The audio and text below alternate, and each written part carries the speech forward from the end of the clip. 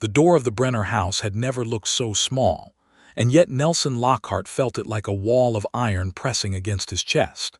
He stood in the packed dirt of the main street of Callow Creek, New Mexico Territory, on a blazing Tuesday in September of 1882, and he watched the woman he had been sent to remove fill that doorframe with every ounce of pride her body could contain.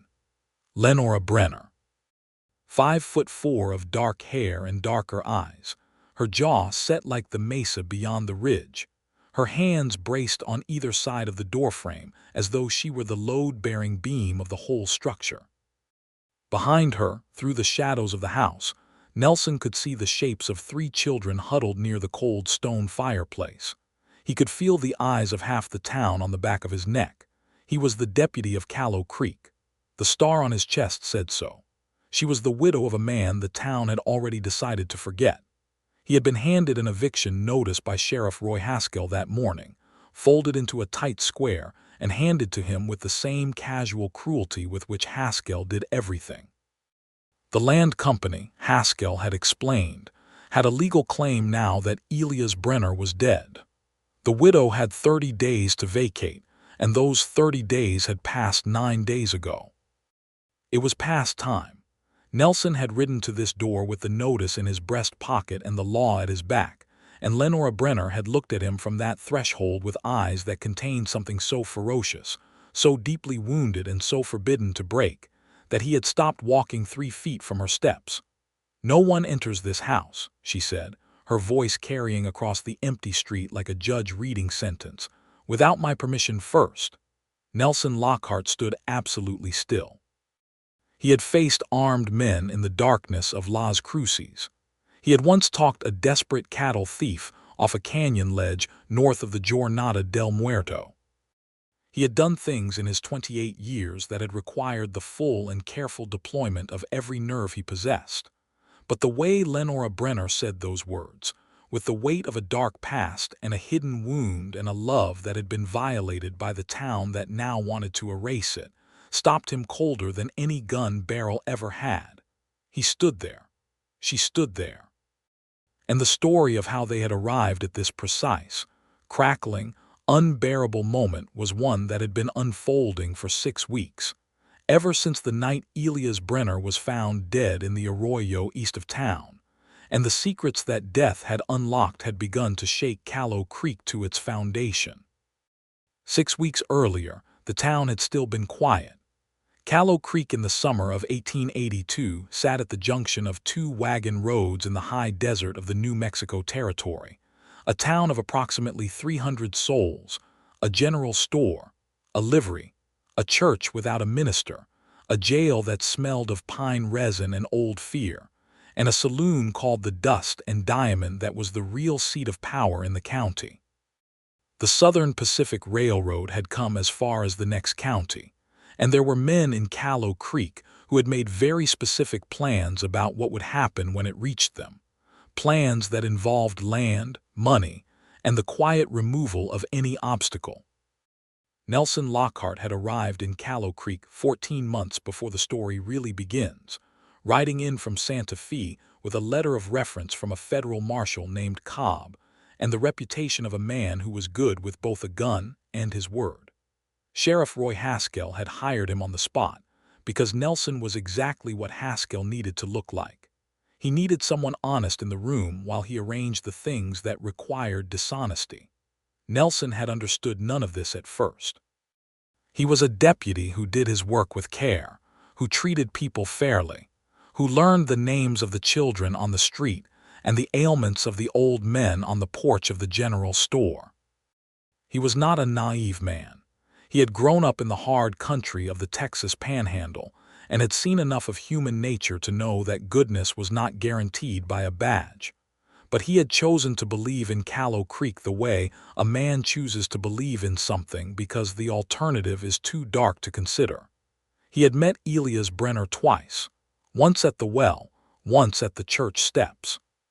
Both times, Elias had struck him as a solid, quiet man, a former cavalry sergeant who had taken a land grant after his service and built a house at the south edge of town with his own hands.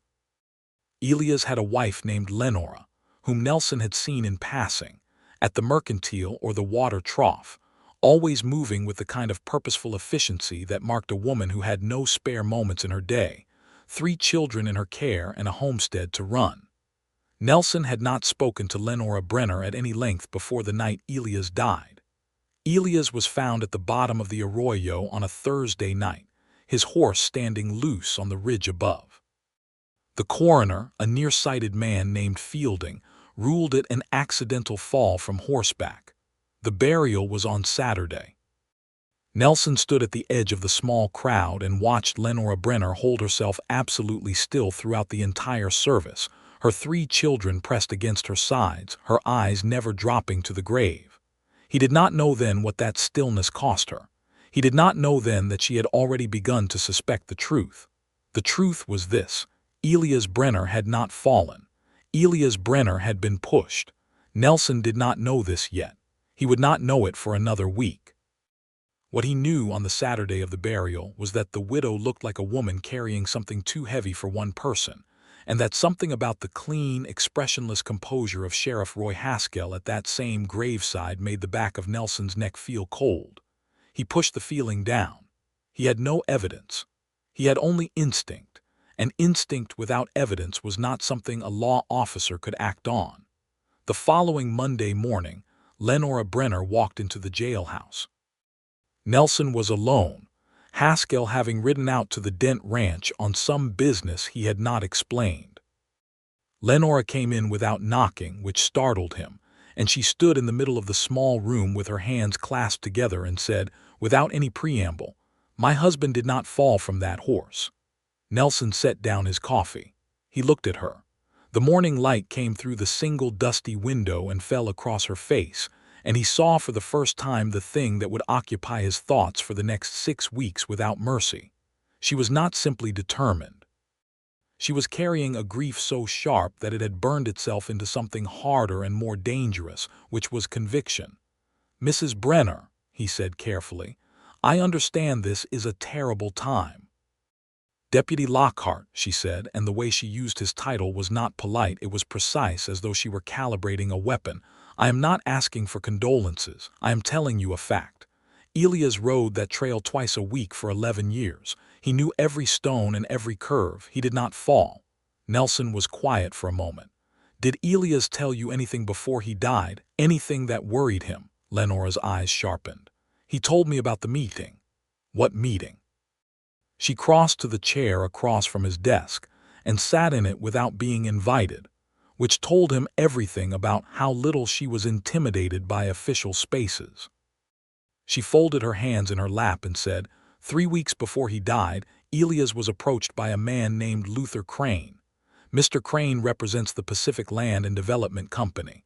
He offered Elias $12 per acre for our land. Elias refused. Crane came back twice more with the same offer and the same refusal. She paused. The 3rd time, Crane came with Sheriff Haskell. Nelson felt the cold settle into his shoulders again. "Elias told me that Haskell stood there and said the offer was the best Elias would ever see, and that the smart thing to do was to take it. Elias told them both to leave his property." Lenora's hands, he noticed, had tightened in her lap. 2 weeks later, he was dead. Nelson did not say the obvious thing, which was that he could not prove any of it. He could see she already knew that, and that she was not here for the comfort of his acknowledgement. She was here to put the information somewhere safer than inside only her own head. "I'll look into it," he said, quietly. "I want you to be careful, Mrs. Brenner. Don't speak about this to anyone else. Not until I understand what I'm dealing with." She stood. "I have been careful my entire life, Deputy. It has not always served me particularly well." She went to the door and stopped without turning around. "I have 3 children in that house. I have nowhere else to go. I need someone with a badge to do what their badge is supposed to mean." She walked out. Nelson sat in the silence she left behind and felt something in his chest shift, the way a stone shifts at the beginning of a landslide, small but irreversible. He began to investigate quietly.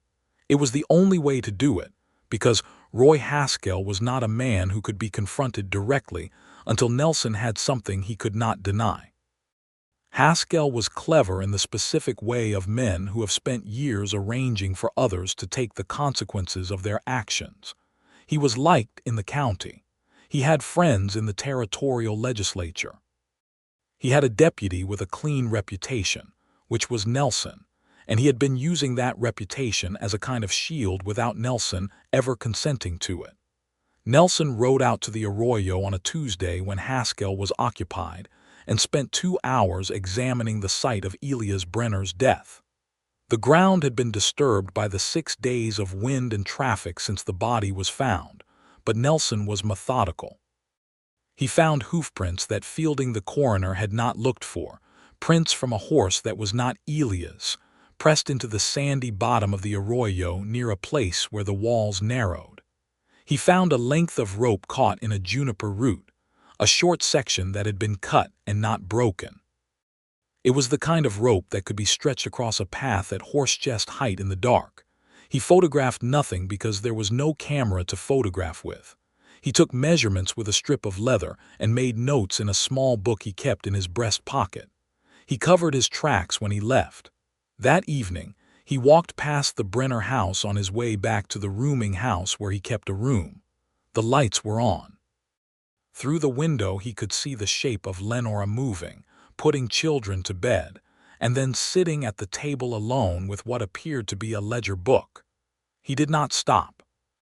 But his pace slowed involuntarily, and he spent the next several minutes in a conversation with himself about the difference between professional concern and something less professionally manageable. He had no business developing feelings for a woman 6 weeks out of mourning. He told himself this firmly. He told himself again when he was lying in his bed in the rooming house listening to the coyotes in the hills. He told himself once more at breakfast, and had the uncomfortable sense that the repetition was not diminishing the thing he was trying to diminish. He went to see Lenora 2 days later with his notes. She opened the door and looked at him and then stepped aside to let him in, and he noticed immediately that she tracked his movement as he came through, that she had the situational awareness of someone who had become very conscious of threats. The house was modest, tight, and exceptionally clean, with the particular order of a woman who had made a deliberate project of keeping chaos at bay. A boy of about 9 sat at the table doing something with a length of wire and a block of wood. 2 younger children played on the floor, a girl and a smaller boy. "Children," Lenora said, "this is Deputy Lockhart. Please say good afternoon." 3 voices said good afternoon in overlapping registers. Nelson sat at the table. Lenora sat across from him. She looked at his notes with absolute focus, reading everything he had written, and when she looked up her eyes had the particular brightness of someone who has been carrying a truth alone and has just found that someone else is beginning to see it too. "The rope," she said. "It was cut with a knife, not frayed, not worn, cut. So someone set a trap. That is what it suggests. I cannot prove who without more." He paused. "The land company. Do you have any documentation of their offers? Anything in writing?" She went to the chest under the window and took out a tin box. From it she removed 2 letters, both on Pacific Land and Development Company letterhead, both signed by Luther Crane. The offers were in writing. Elias had kept them because Elias had been the kind of man who kept things in case they were needed. "He had a dark feeling about Crane," Lenora said, setting the letters on the table. "I did not know how dark until this." "There is one more thing," Nelson said. "I need to understand Haskell's connection to the company. I need to find evidence. That means I need to be careful about how much he suspects I know." He looked at her directly. "And I need you to do something difficult, Mrs. Brenner. I need you to behave as though you have accepted the circumstances, as though your grief is your only focus and you are not pursuing questions." The way she looked at him told him she knew exactly how difficult that was and that she would do it anyway. "How long?" "I cannot promise a number, but I will not stop until I have what I need." She was quiet for a moment. Then she said, "I am trusting you with something that has no value left if it is wasted. My husband is already gone. My trust is what I have left to give." He felt the weight of that land on him like something physical, and he accepted it consciously, which was the most serious thing he had done in some time. The weeks that followed were a kind of double life that Nelson had not anticipated when he took the job of deputy. He executed his official duties with the same reliability that had always characterized him. He rode patrols. He handled disputes. He kept the jail. He listened to Haskell with the attentiveness of a man who had nothing to hide, while behind that attentiveness he was building a picture piece by piece. He found financial records. Not by theft, but by patient observation of what moved through the county bank, where his badge gave him the authority to make inquiries, though he was careful about how he phrased them. He learned that Roy Haskell had deposited $140 in new bills on the Wednesday after Elias Brenner died. He learned that Luther Crane of the Pacific Land and Development Company had left Callow Creek on the Friday before Elias died and had not returned since. He learned from the bartender at the Dust and Diamond, who talked more freely than he realized, that on the night Elias died, Haskell had not been at the poker game he claimed to have attended, but had instead left the saloon early. He wrote all of this in his small leather book. He wrote it carefully and in detail. And in between these discoveries, he found himself at the Brenner house. Not always for official reasons. Sometimes he came with information to share. Sometimes he came with questions, but as September crept forward he had to admit privately that he sometimes came simply because the time he spent in that kitchen across from Lenora Brenner was the most honest part of his day. She did not require him to perform. She did not need him to be impressive. She needed him to be useful and truthful, and those were things he could give without reserve. He noticed the things about her that a man notices when he is trying not to notice them. The way she thought in silence, her eyes going somewhere interior and productive while she organized information. The way she was patient with the children in the evenings, but did not indulge them in ways she could not afford.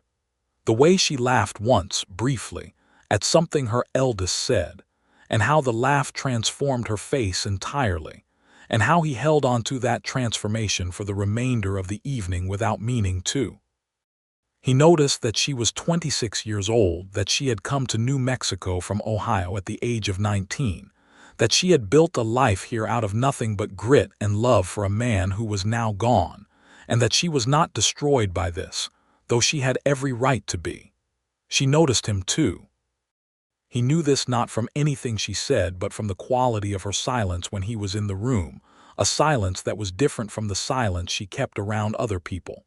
It was a listening silence, as though she were paying close attention to something she had not yet decided how to name. He did not act on any of it. The situation was wrong. Her husband had been dead 7 weeks. She was a widow with 3 children and an eviction notice coming. He was the deputy of the very county where she had been wronged, and if he could not fix what had been done to her family, then whatever he felt was irrelevant. But feelings do not wait for relevance.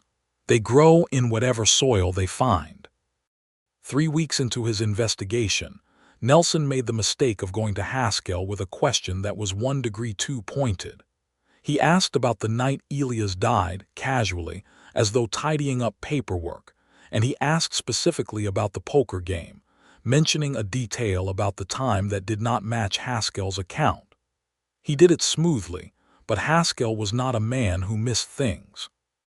Haskell looked at him for a long moment across the desk of the jailhouse office, and his expression did not change, which was itself a kind of change. "Why are you asking about that particular night?" Haskell said. "Routine," Nelson said. "Fielding filed some paperwork that had gaps. I am filling them." "Fielding's paperwork is Fielding's business," Haskell said. "You let him fill his own gaps."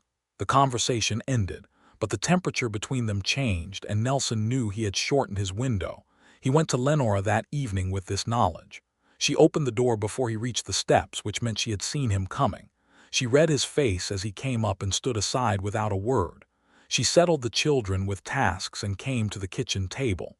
"He knows I am looking," Nelson said. Lenora set her hands flat on the table. "How long do we have?" "Before he acts, I do not know, Before he tries to remove me from the situation, not long. He will try to do it with paperwork first. Some complaint against my conduct that needs investigating. That will give him time to cover his tracks further and to move on your house. The eviction notice, she said. He has already prepared it. I believe he had it prepared before Elias was buried. The land company needs your property because it sits between two sections they already own, and the railroad survey goes directly through the southern quarter of your lot. He paused. Lenora. He had not used her given name before. It came out before he could decide about it. She did not correct him. If I go to the federal marshal with what I have now, it may be enough to open an investigation but not enough to hold Haskell. If I wait until I have more, he may move against you first. She was very still. The lamp between them put gold in her dark hair, and the night sounds of the desert came softly through the window. What do you need that you do not have? She asked. I need the connection between Haskell and Crane to be on paper.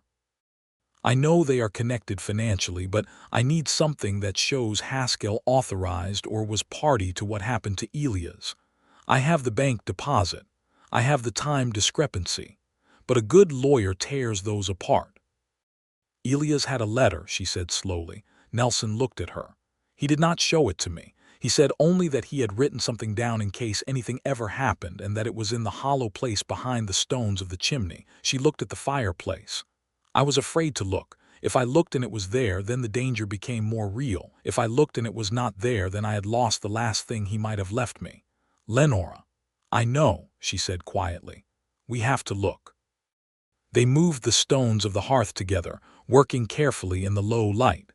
The children were asleep by now, and the house was very quiet. Nelson pulled back a loose stone from the chimney base, a large piece of sandstone that had clearly been replaced more than once, and behind it, wrapped in oilcloth, was a folded paper. Lenora sat back on her heels and pressed her hand against her mouth. Nelson unwrapped the oilcloth and unfolded the paper carefully. It was in Lenora Brenner's handwriting, firm and deliberate, the handwriting of a man who had served in the army and had learned to make his reports precise. It said that on 2 specific dates, Elias had been present at a meeting between Luther Crane and Roy Haskell at the Dent Ranch house, that both men had discussed the use of means other than negotiation to resolve the land dispute, and that Haskell had specifically said that an accident arranged before the winter would save the company the cost of a legal fight. It named both men. It was dated 3 weeks before Elias died. It was not a legal document, but it was a first-hand account, written in advance, by a man who clearly feared he would not live to testify in person. Nelson stared at the paper for a long moment. Lenora took it from his hands and read it herself. When she finished, she folded it again very carefully and held it against her chest. Her eyes were closed. When she opened them, they were bright, but the bright was not tears, it was something more fierce. He knew, she whispered. He knew they were going to try, and he wrote it down anyway. He kept it to protect us. Yes, Nelson said. He stayed very still because he knew she needed a moment, and he was deeply unwilling to break whatever was happening in her. He was kneeling beside her on the stone floor of the hearth, and in this dim, quiet space he was more aware of her proximity than he had any tactical reason to be. She looked at him. What do we do with it? I take it to the federal marshal in Santa Fe, he said. But Lenora, I need you to understand something. The moment Haskell knows this document exists, you are in danger. I need you to stay in this house. Do not open the door for anyone you do not absolutely trust. Do not let anyone in without your permission, not until I am back. She looked at him steadily. When do you leave? At first light, she nodded. Then she said, you are taking this risk on my behalf. I want you to know that I see it.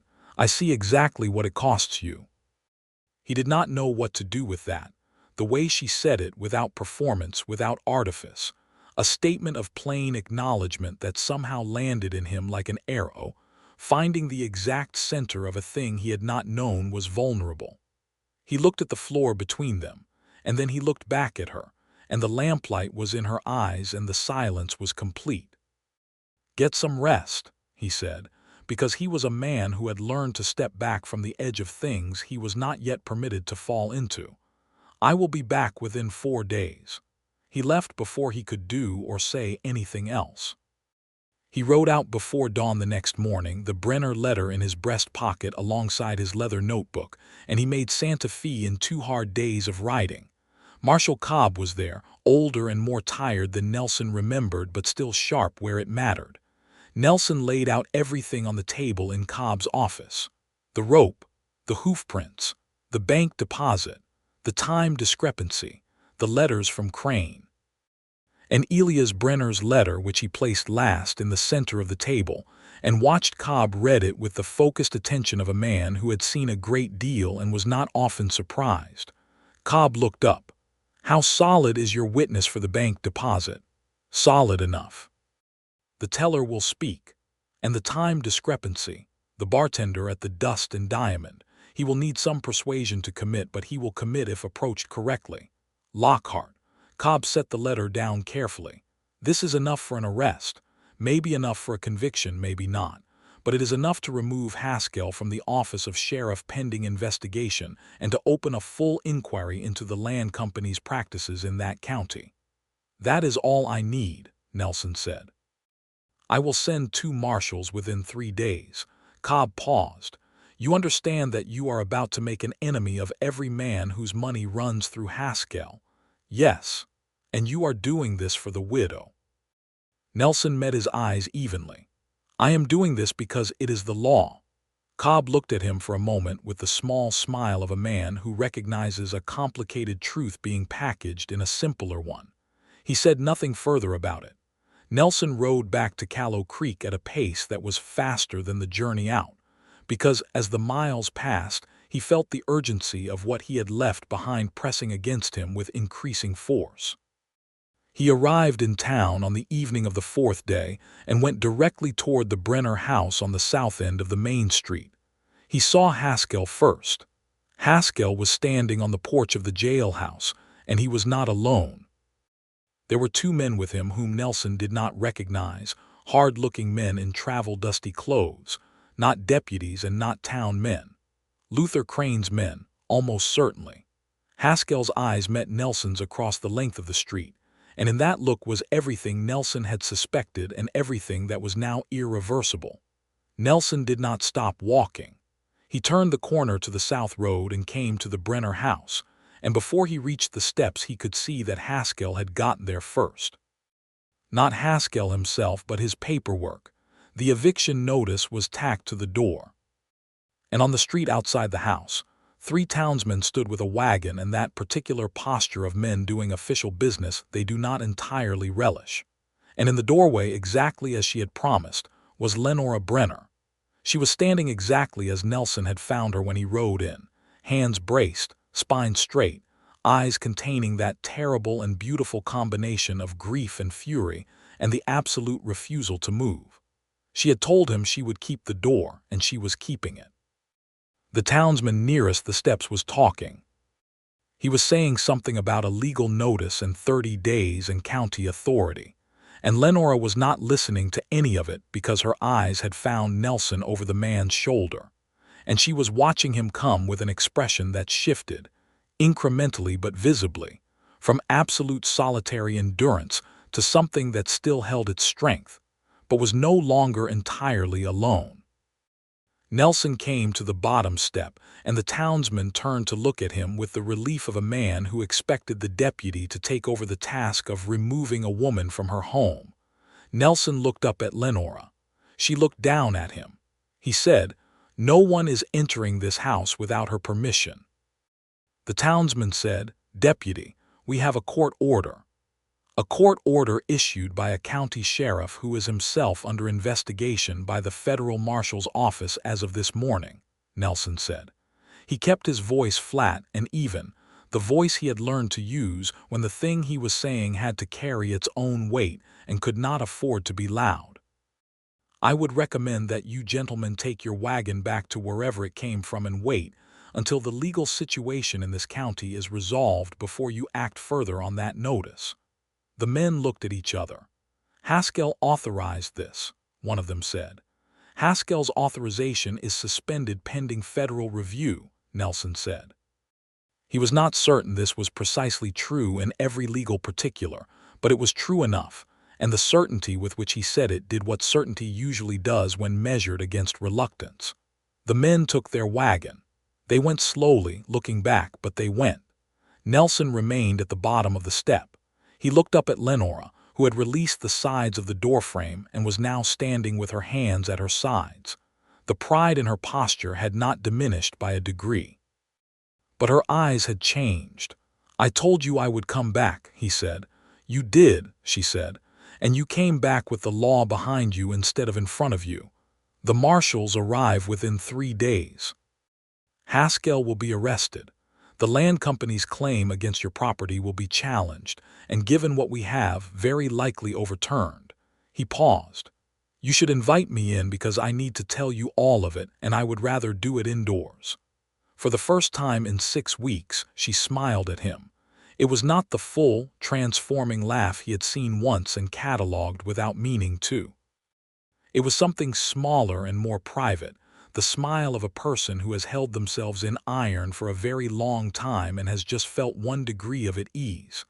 "Come in, Deputy Lockhart," she said. He came up the steps and through the door. The children were all awake.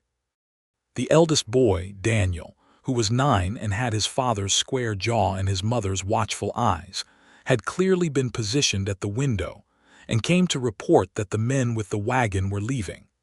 The girl, Clara, was 7 and looked at Nelson with the frank appraisal of a child who has learned to assess strangers quickly. The youngest, Robert, was 4 and had apparently decided that the arrival of a man in the house was most notable for the possibility of being picked up, which he communicated by walking directly to Nelson and raising his arms. Nelson looked down at the small raised arms, then at Lenora, who was watching with the expression of a woman bracing for a man to be awkward about it. Nelson picked Robert up. It was the most natural thing. Robert settled against his shoulder with the cheerful bonelessness of a small child who has made a decision and sees no reason to revisit it. Lenora turned away to the stove, and Nelson thought he saw something in her shoulders release that had not released in weeks. They ate dinner together because it was dinner time, and because the children would not have understood any other arrangement. It was a plain meal, beans and cornbread and dried apple, and it was the best meal Nelson had eaten in 6 weeks because nothing about it was performance. Afterward, when the children were settled and the kitchen was quiet, he laid out everything for Lenora, every piece of what he had told Marshal Cobb, every piece of what Cobb had said in return. When he was done, she sat for a long moment looking at the letter, which he had returned to her after Cobb had made a copy. "He will fight it," she said, meaning Haskell. "Yes, and so will the land company. This will take time. But the claim on your property should be enjoined immediately, which means you cannot be removed while the investigation is active. This is your house, Lenora. It will stay your house." She was looking at him in that particular way she had, the listening silence that was about more than what was being said. "You risked your position," she said. "You risked your safety. You have done this for 4 weeks for a woman you barely knew." "I knew enough," he said. She held his gaze, and the lamp was between them again, and the desert night was outside the windows. "Why?" she asked, not with suspicion, with genuine need to understand. He was quiet for a moment. He was trying to decide what the honest answer was, and he was trying to decide how much of it she was ready to hear. "Because what was done to your husband was wrong," he said. "Because what was being done to you was wrong. Because my badge is supposed to mean something, and you told me that the first day you walked into the jailhouse, and you were right." He paused. "And because you are the most remarkable person I have met in this territory, and I could not walk away from what was happening to you and still look at myself clearly." The last sentence came out more directly than he had intended, and he did not take it back. She looked at him for a long, still moment. The lamp flame moved in some faint current of air, and shadows shifted across her face. "Elias has been gone 2 months," she said. "I know, and I have 3 children. I know that too, and I have not yet decided what my life looks like from here." "That is entirely your right," he said. "I am not asking you to decide anything. I am telling you a truth because I think you are owed the truth from me, same as everything else." She was quiet again. Then she said, "The truth from you has been the only reliable thing I have had in 2 months. I think you should know that." He stood to go because the hour was late and the situation was already more complicated than he could manage while also being tired and sitting across from her in the lamplight. She walked him to the door, and when he stepped out onto the porch she said his name. He turned. "Thank you, Nelson," she said, the first time she had used his given name, and the deliberateness of it was perfectly clear to both of them. "Good night, Lenora," he said. He walked back to the rooming house in the September dark and spent a significant portion of the night not sleeping. Marshal Cobb's men arrived on the third day, 2 federal marshals on well-fed horses with papers from the territorial capital. Nelson met them at the edge of town and walked them through everything. The arrest of Roy Haskell took approximately 45 minutes from arrival to completion, Haskell attempting first to bluster, and then, when that failed, to negotiate, and then finally going with the particular deflation of a man who has known for some time that this day was theoretically possible and has avoided thinking too specifically about it. The 2 hard men from Crane's employ had left town the previous day, which told Nelson they had been watching and that someone had sent word ahead. Crane himself was arrested in Albuquerque 2 weeks later by a separate federal action that the Cobb office had coordinated. The county was without a sheriff. The telegram from the territorial capital arrived 12 days after Haskell's arrest, addressed to Deputy Nelson Lockhart, informing him that he was appointed acting sheriff of Callow Creek County pending a formal election, which would be held in the spring. He read it twice. Then he went to the Brenner house. It was mid-afternoon and the children were visible in the yard, Daniel attempting to teach Clara something involving a stick and a smooth stone, Robert digging with remarkable commitment in the dirt. Lenora was on the porch with a mending basket, and she looked up when she heard his step. He handed her the telegram. She read it. "Acting sheriff," she said. "Yes." She looked at him over the paper. "Are you going to accept it?" "That depends partly on whether Callow Creek is somewhere worth staying," he said. She understood exactly what he was saying, and for a moment her expression did something complicated, grief and possibility moving through each other the way weather systems move. Then she set the telegram on the arm of her chair and said, "Sit down, Nelson." He sat. "I loved my husband," she said. "He was a good man. He was kind and steady, and he gave me this house, and these children, and 11 years of safety. The loss of him is real, and it will always be real." She was looking at her hands now, then looked back up. "But I am 26 years old, and I have learned in the last 2 months that safety is something that has to be actively maintained by people who decide to maintain it. I want that kind of person in my life." A pause. "I would like to know more about who you are, Nelson Lockhart, not as the man who saved my house, as a person." The conversation that followed lasted 3 hours and covered more ground than Nelson had covered with anyone in years. He told her about the Texas Panhandle, and his mother's teaching, and his father's cattle operation that had never quite thrived. He told her about the 5 years in law enforcement, the marshal's office in Santa Fe, the deputy position in Las Cruces before Callow Creek. He told her about the moments of doubt, and the moments of clarity, and the specific quality of loneliness that comes from being in a profession that requires you to be reliable for everyone while being personally unsupported by anyone. She told him about Ohio, about the decision to come west with Elias, about the fears she had suppressed and the things she had come to love about this hard country. She told him about the children individually, their natures and their gifts, and the telling of it made her vivid in a way that was entirely different from the fierce widow he had first known. This was a woman who thought carefully about the people she loved and gave that love with precision. They had supper together again without planning it. They sat on the porch afterward in the cooling evening air while the children ran themselves to tiredness. And when the stars came out over the desert, they were sitting close enough that their shoulders occasionally made contact, and neither of them moved away.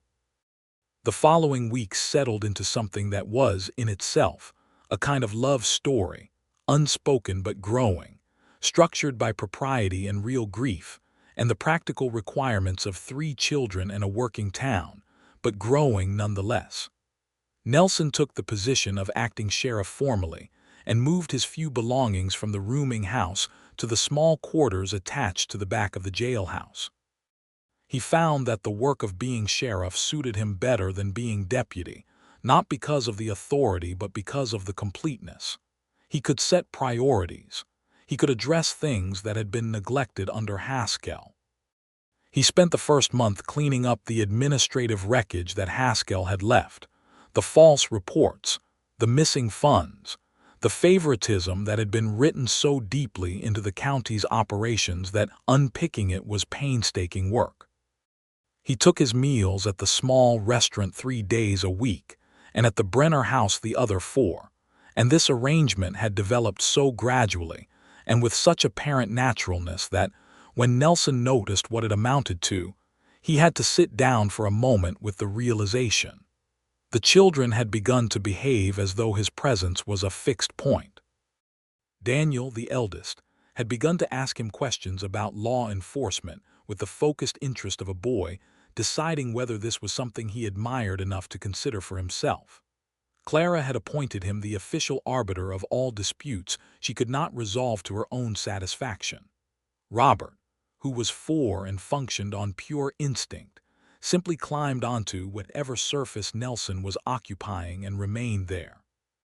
Lenora watched this without comment for 2 weeks, and then on a Sunday evening in October, when the children were in bed and they were alone in the kitchen with the last of the coffee, she said, "My children are forming an attachment to you." "Yes," he said, "I know." "How does that sit with you?" He looked at her steadily. "I'm not here for them, Lenora. I am here because I want to be near you, but yes, I care about them. I could not spend time in this house without caring about them." She was quiet for a moment. "Elias would have liked you," she said. It was said with care, as though she had thought about it for some time and had decided it was both true and important to say. "That matters to you," he said, "very much." He reached across the table and put his hand over hers, just for a moment, and she turned her hand beneath his and their fingers intertwined briefly, and then he drew back, and they sat in the full, warm weight of what was happening between them and were both honest enough with themselves to know what it was. November came, and with it the election preparations. Nelson's name was put forward for sheriff by a petition of 64 town residents, which was, in a town of 300, a substantial mandate. He ran uncontested because, after the fall of Haskell, anyone who might have challenged him thought better of it. He was elected sheriff of Callow Creek County on the first Monday of December, 1882, in a brief and functional ceremony at the courthouse in which a judge administered the oath, and a small number of townspeople gathered. Nelson said the words and meant them with the same completeness with which he had meant everything he had done in this county. Lenora was in the back of the room with the children, and when the oath was done and the people in the room applauded and Nelson turned, his eyes found hers first, without deliberation, and she was smiling at him with the full transforming smile he had first seen months ago and had been unable to stop thinking about ever since. Afterward, in the cold December noon, he walked with her and the children down the main street, and she slipped her arm through his as they walked, and it was the first time she had done so, and he felt it like the most momentous thing that had ever happened on a main street. He asked her to marry him in January. He had thought carefully about how to do it, whether to be formal or simple, whether to arrange some particular occasion or to let it come naturally. What happened was natural, which was that he was sitting across from her at the table in the evening, and she was reading something and he was looking at her, and the feeling that had been building since the first morning she had walked into the jailhouse reached a point that required expression. "Lenora," he said. She looked up. "I think you know what I am going to say." She set down what she was reading. "Say it anyway," she said quietly. "I love you," he said. "I have been growing into it since the first morning you told me the truth about your husband, and it has not slowed or stopped. I want to marry you. I want to be in this house and in your life in the formal and permanent way. Not as a caretaker, as a partner, because you are the most formidable, most honest, most deeply good person I know, and I am a better version of myself in your proximity, and I want to try to be worthy of you for as long as I can." The kitchen was very still. Lenora looked at him for a moment with the full weight of everything she was, and then she stood and came around the table and stood in front of him, and he stood too because sitting when she was standing seemed suddenly wrong, and she put her hand against his jaw and looked up at him and said, "I love you, Nelson. I have been trying to be careful about it because careful is what I know how to be. But I have loved you since the night you knelt beside me at the hearth and picked up my husband's letter like it was something sacred." He kissed her then, or she kissed him, or they both arrived at the same moment, which is the truest description. It was the kind of first kiss that has been building for long enough that, when it finally arrives, it does not feel like a beginning, but like an acknowledgement of something that has already been true for months. They were married in March of 1883 at the church in Callow Creek, which by then had a minister, a young man from Cincinnati who had come west with both faith and a sense of adventure. It was a modest ceremony. The children were in the front row. Daniel had been asked to stand beside Nelson, which he had accepted with the particular seriousness of a 9-year-old who understands the weight of something without being able to articulate it fully. Clara wore a blue dress and managed to be simultaneously composed and incandescently delighted. Robert sat beside Daniel and spent most of the ceremony examining the buckles on his good shoes. Lenora wore a dress she had made herself from a pale gray fabric she had ordered from Santa Fe, and she walked to the front of the church alone because there was no one to walk with her, and she did it with the same pride she had done everything, head up, eyes clear, entirely herself. When she reached Nelson's side and turned to face him, she whispered, "Stop looking at me like that." "I cannot stop," he said honestly. The minister read the words. Nelson said the words. Lenora said the words.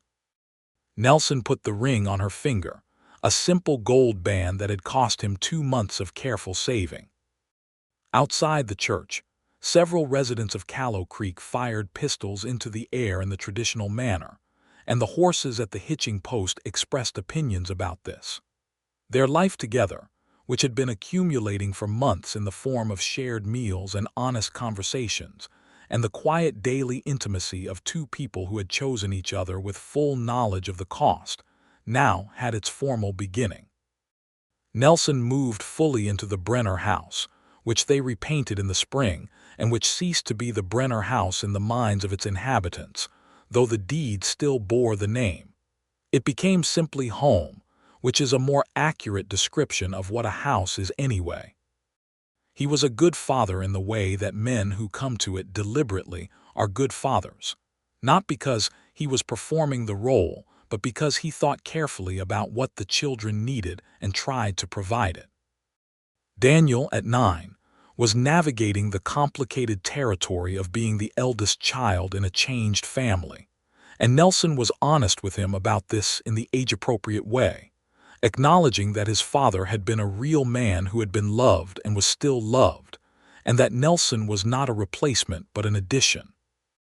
Daniel received this with the same quiet thoughtfulness that characterized him, and over the months began to call Nelson by name rather than Deputy, which was how he had referred to him in the first year. And this shift was one of the more quietly meaningful things that happened in the household. Clara attached herself to Nelson with the decisive warmth of a child who has made a judgment and sees no reason to revisit it. She decided within a month of the wedding that he was hers and proceeded accordingly. Robert was too small to make these distinctions and simply continued to regard Nelson as the most interesting large piece of furniture in the house. The federal investigation into the Pacific Land and Development Company concluded in the summer of 1883. Luther Crane was convicted of conspiring to defraud the government in matters of land claims and was sentenced to 4 years in the territorial prison. Roy Haskell pled guilty to a reduced charge of corruption in office and was sentenced to 2 years, forfeiting his pension and his property in the county. The land company's claim against the Brenner property was voided entirely, and the county recorder updated the deed accordingly. Nelson told Lenora the outcome on a warm July evening on the porch. She sat with it for a long moment, her hands in her lap, looking out at the desert hills in the last of the light. Then she said, "Elias knew they were coming for him. He hid that letter so that even if they succeeded, they could not keep succeeding forever. He was right. It took too long," she said, not bitterly, just as a fact. "Yes," Nelson said, "it did."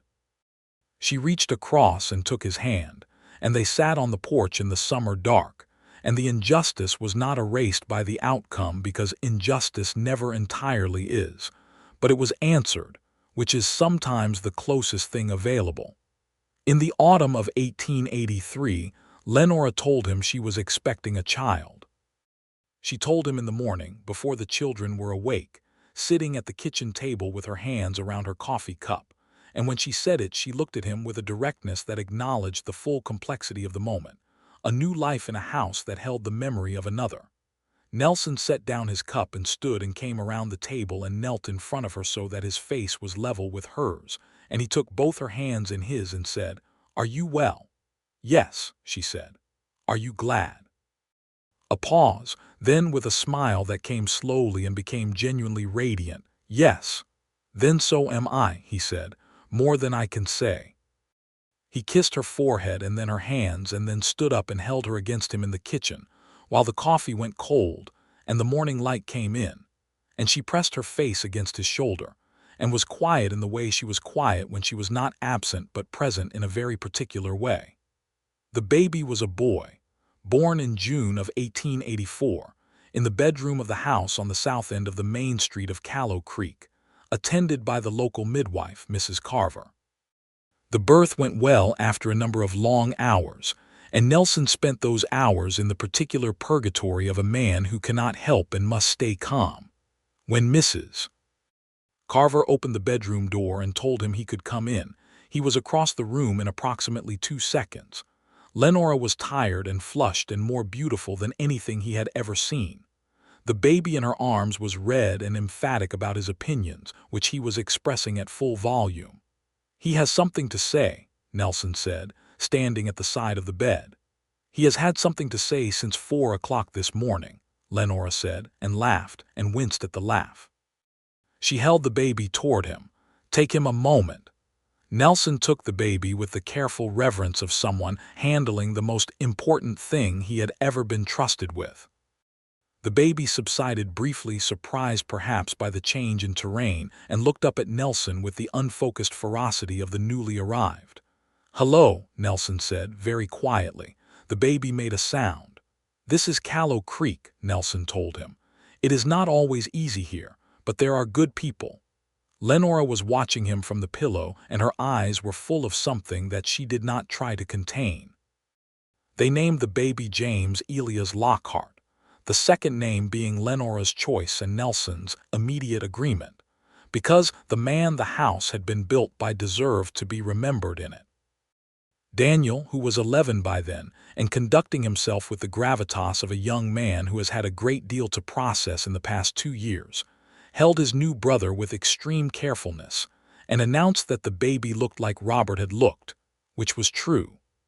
Clara, who was 9, held the baby with the decisive competence of a girl who has been waiting for a baby to arrive and has had opinions about the matter for months. Robert, who was 6, examined the baby from a safe distance and then went back to his game outside, which was a fair assessment of a 6-year-old's interest in infants. The spring of 1885 brought a formal election, Nelson's second as sheriff, which he won by a considerable margin against a candidate supported by the remnants of the land company's political connections in the county. The town had seen what he did. The town knew his name now in the full sense. not as the new deputy or the acting sheriff, but as Nelson Lockhart, the man who had held the line when the line needed holding, the man who had stood at the bottom of a woman's porch steps and said that no one was coming in without her permission.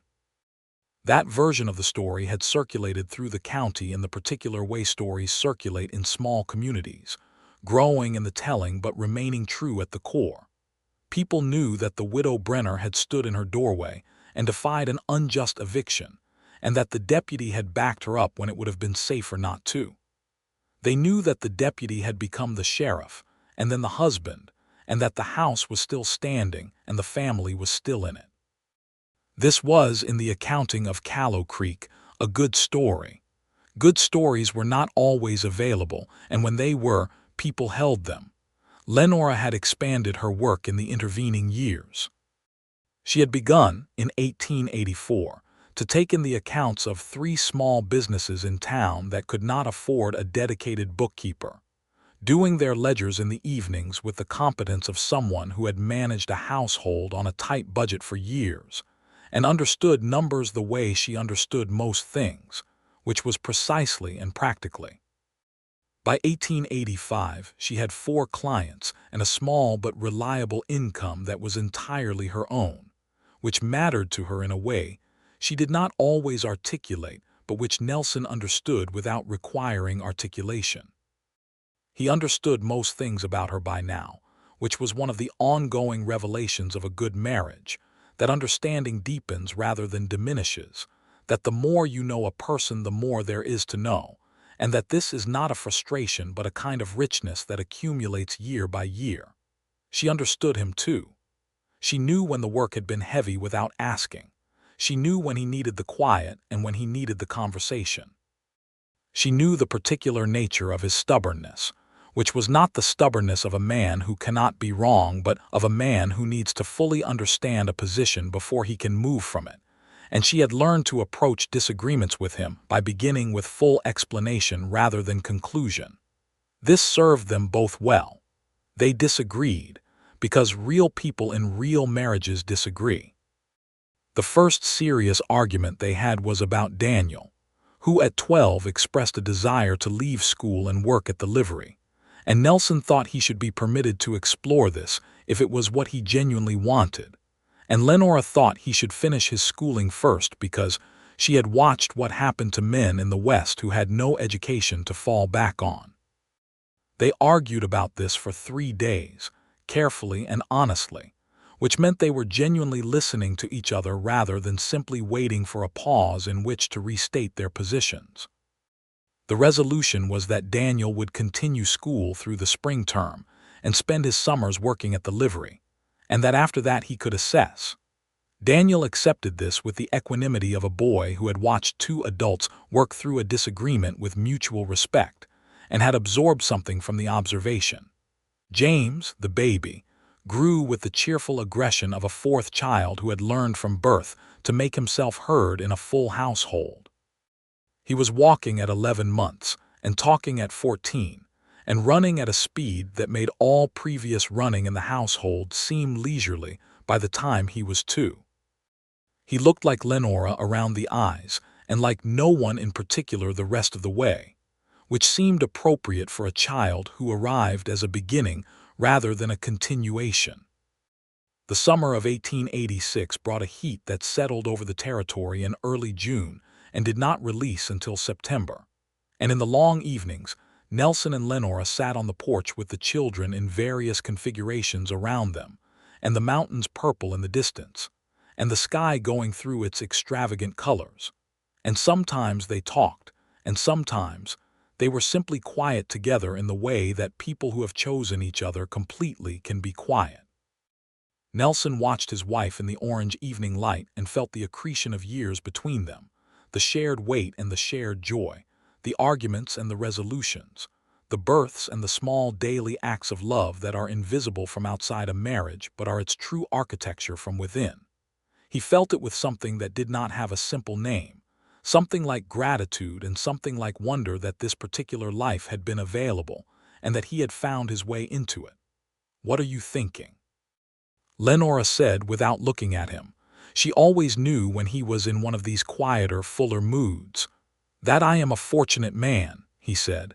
She turned to look at him. The light was in her eyes and her hair was a little loose from the heat, and she was 30 years old and had survived more than any person should have to survive in their third decade, and she was also, unequivocally, the person he loved most in the world. "You worked for it," she said. "Fortune and work are not the same thing." "No," he agreed, "but I am glad they arrived at the same time." She reached across and put her hand on the side of his face, which was a thing she did sometimes, a gesture he had never been able to fully account for except as an expression of something too specific for ordinary words. He turned and kissed her palm, which was a thing he did in return, and the children, being children, made their various objections to the visible affection of their parents, and Lenora laughed, and the porch was full of noise and the desert was quiet around them. In October of 1886, Clara turned 12. They celebrated with a proper supper and a cake that Lenora baked, and Nelson had procured a small gift from the general store, a notebook with a real leather cover, because Clara had shown a consistent and serious interest in writing and deserved a good instrument for it. Clara received this with the complete delight of a child who has been seen accurately, which is the best thing a gift can do. Daniel, at 14, had become something recognizable as a young man, still quiet and thoughtful, but with a steadiness that was increasingly his own rather than a reflection of either parent. He had continued at school and continued at the livery on weekends, and had not yet decided what came next, but he was deciding with genuine thought, which was more than most people managed at twice his age. Robert, at 9, was currently the most purely physical being in the household, interested in horses and in movement, and in the particular challenge of building things that fell down and needed to be rebuilt. He had made friends with the son of the blacksmith, and spent significant portions of his free time at the smithy observing the work, which had the practical result of his coming home smelling of coal smoke and iron, which was an acquired smell, but not an unpleasant one. James, at 2, was a force of nature with no respect for property boundaries, conversational turns, or the concept of remaining in one location for more than 45 seconds. He was adored by everyone in the household and he knew it, which had given him a degree of confidence that the others found both charming and occasionally exhausting. Lenora managed this household with the same organized precision she applied to everything. But what Nelson saw in her now that he had not fully seen in the beginning was the joy underneath the precision, the genuine pleasure she took in the full, complicated, demanding life she had built. She had been a woman in grief and in danger when he met her. She was now a woman in full possession of herself, and the distinction was profound. She was also, to his ongoing inability to be objective about it, extraordinarily beautiful.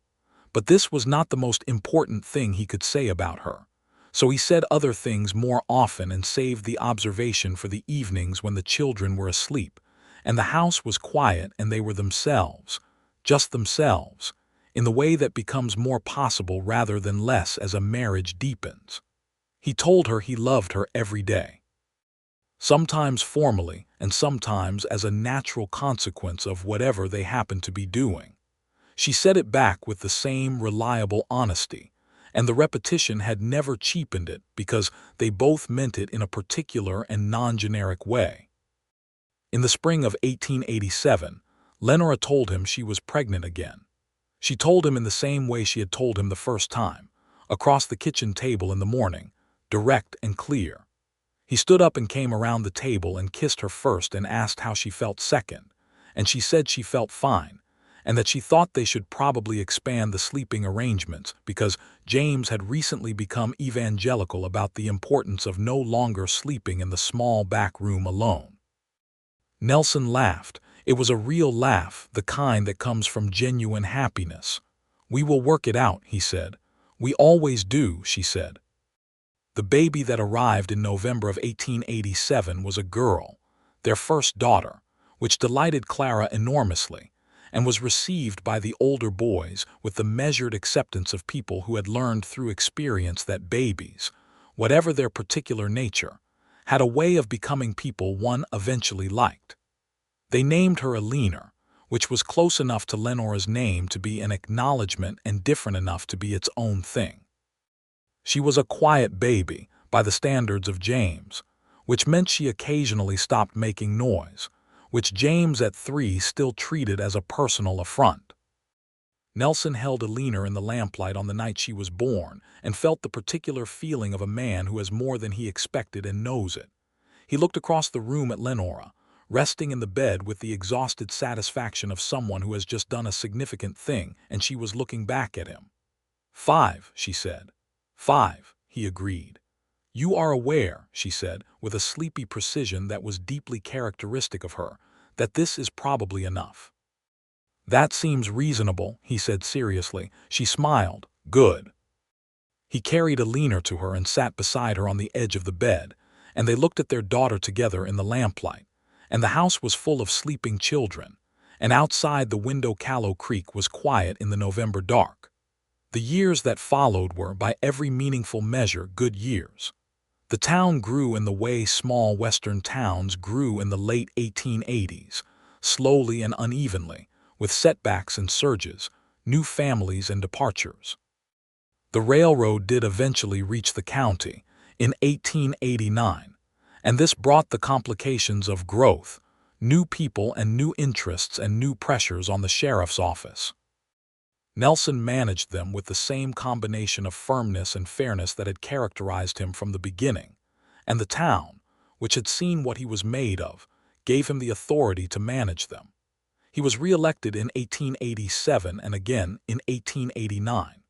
By the latter election, he was running against a serious candidate backed by the new railroad interests, a man named Deverell who was competent and well-funded, and who made a genuine race of it. Nelson won by a margin that was narrower than before but still definitive, and Deverell, to his credit, congratulated him with something like sincerity. Lenora's accounting work had grown to the point where she had effectively a small practice, handling the books for 7 businesses, and she had begun to teach a twice-weekly arithmetic lesson at the schoolhouse, because the school board had decided that practical mathematics needed to be taught separately from the standard curriculum, and Lenora was the most qualified person in town to do it. She loved teaching with an intensity that surprised even her. She discovered it in the first session, when a girl who had been struggling with basic division suddenly understood it, and the expression on that girl's face was one of the most satisfying things Lenora had ever produced in another human being. She went home that afternoon and told Nelson about it with the particular animation she reserved for things that had genuinely moved her, and he listened with his full attention and told her what he genuinely thought, which was that he was not at all surprised. Daniel, at 17, announced in the winter of 1889 that he intended to study law. Not locally, which was not yet possible, but at a college in Albuquerque that had begun a correspondence program. He wanted to be a lawyer. He had decided this after watching the aftermath of the Haskell case, which had all occurred before he was quite old enough to follow it fully, but which he had reconstructed from conversations with his mother and with Nelson over the years, and which had impressed upon him the importance of someone who understood the law standing between ordinary people and the machinery of power. Nelson and Lenora sat together on the porch that evening after Daniel had gone to bed and considered this. "He is going to be extraordinary," Lenora said. "Yes," Nelson said. "He is, because he is right about it," she said. "About the law, about the need. He is his father's son," Nelson said, "and his mother's. Elias Brenner saw the law as something that was supposed to mean something. You have never stopped believing that either." She was quiet for a moment, in the way she was quiet when something had landed in the right place. Then she said, "He is your son too. You are the one who showed him what it looks like when the law means what it is supposed to mean." Nelson did not speak for a moment. The word son, applied to Daniel, was one he had been careful with, always conscious of the boy's real father and real history. But Lenora had said it simply and completely without qualification, because she meant it without qualification. "Thank you for saying that," he said. She took his hand. They sat together in the cool autumn evening, and the stars over the desert were brilliant and uncountable. Clara, at 16, was writing with a seriousness that had outlasted its childish origins and become something that would, if she pursued it, be a real practice. She had filled 3 of the leather notebooks Nelson had given her over the years, and had recently begun sending pieces to a newspaper in Albuquerque with more ambition than expectation. The newspaper had returned the first 2 with polite rejections. The third came back with a note that said it had merit and they would like to see more. Clara came to the kitchen table with this note and set it down in front of her parents at breakfast, and the expression on her face was so carefully restrained in its excitement that both Nelson and Lenora recognized immediately what it cost her to be calm about it. Nelson read the note. He handed it to Lenora. He looked at Clara and said, "You worked for that." "It is not an acceptance," Clara said. "No," he said. "It is something better. It is someone telling you that what you do is worth their continued attention. That is harder to earn than a single yes." Clara looked at him with the eyes of a girl who has been seen, again, accurately, and was grateful for it in the particular way of a child who is becoming a person. Robert, at 13, had more or less decided that his life was going to involve horses and metalwork in some combination, and had begun a 2-day-a-week apprenticeship with the blacksmith that had the practical benefit of keeping him usefully occupied, and the secondary benefit of giving him a set of skills that were genuinely valued in the territory. He was a sociable, cheerful boy, steady and physical, and he had never required much managing because he was constitutionally comfortable with the world and the world seemed constitutionally comfortable with him. James, at 5, was James, which was itself a complete description. He had opinions about everything, communicated them clearly, and was beginning to demonstrate a gift for arithmetic that Lenora recognized with a certain satisfaction as something she had perhaps contributed. Eleanor, at 2, was at the stage of being enchanting and exhausting in exactly equal measure, a small person fully committed to the project of understanding everything, with a particular focus on anything her brother James was doing, which she regarded as extremely relevant to her own activities. The house had been expanded by Nelson and Daniel and Robert in the summer of 1888, a new room on the east side that gave the older children more space and gave Nelson and Lenora, quietly and importantly, more privacy. They had painted it together on a Saturday in June, Nelson on the upper reaches and Lenora below, and they had argued about the color in the particular way of people who know their argument is not really about the color. And then they had laughed about the argument and agreed on a shade that was close enough to both their preferences to be satisfying. And Lenora had gotten paint on her hair and refused to acknowledge it for 2 hours, which Nelson decided was charming and said so.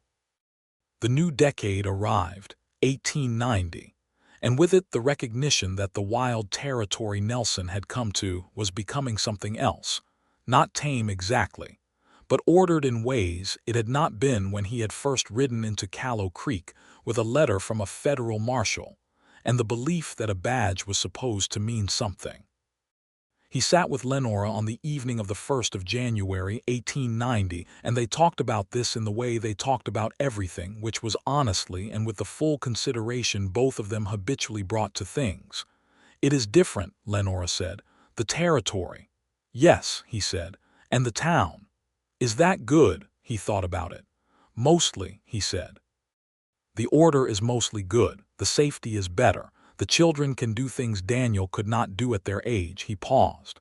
"Some of what made it what it was is gone. I am not sure that is entirely bad either." "You chose to stay," she said. "I chose you," he said. "The staying was part of the same choice."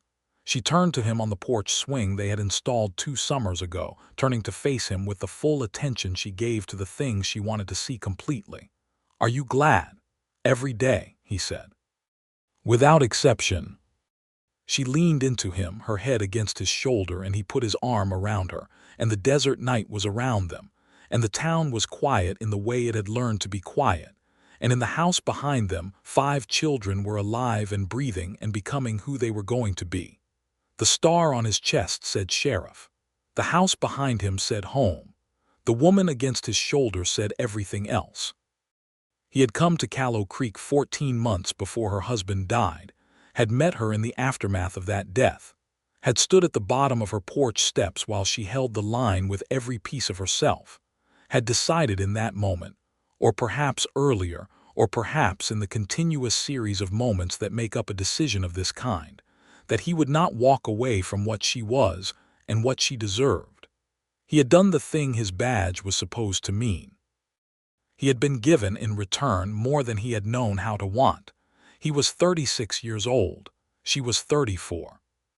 The children ranged from teenage to toddler, and they were all, in their various ways, extraordinary, not because Nelson thought uncritically of them, but because he had watched them become themselves with the attention of someone who intended to do right by each of them. And they had, without exception, become people worth watching. Daniel was studying law and would finish his correspondence course in the spring, and had already been approached by a law office in Albuquerque about a position, because the quality of his written work had preceded him. Clara was writing and submitting and being published occasionally in 2 Albuquerque papers and 1 in Santa Fe, and was applying the same determined patience to her craft that she had applied to everything since she was a girl in a blue dress at her mother's 2nd wedding. Robert was learning a trade and learning it well, and had the grounded, good-humored confidence of a young man who knows what he is good at and has found people who value it. James was 5 and still running, still talking, still absolutely convinced that the world was primarily interesting.